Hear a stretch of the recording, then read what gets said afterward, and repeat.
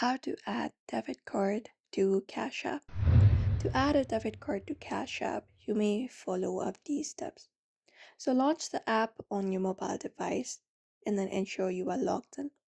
Once you do, you can look out for the profile icon in the top right corner of the main screen and tap on it.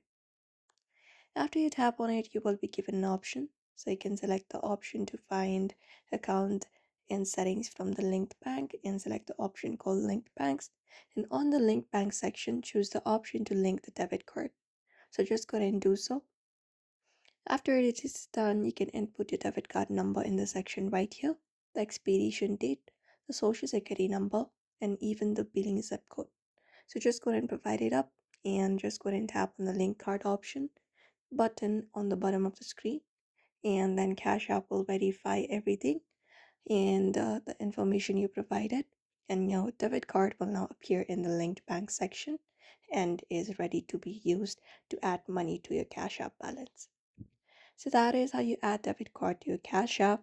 So therefore, I hope this information was helpful. Give it a thumbs up and subscribe for more tips and tutorials.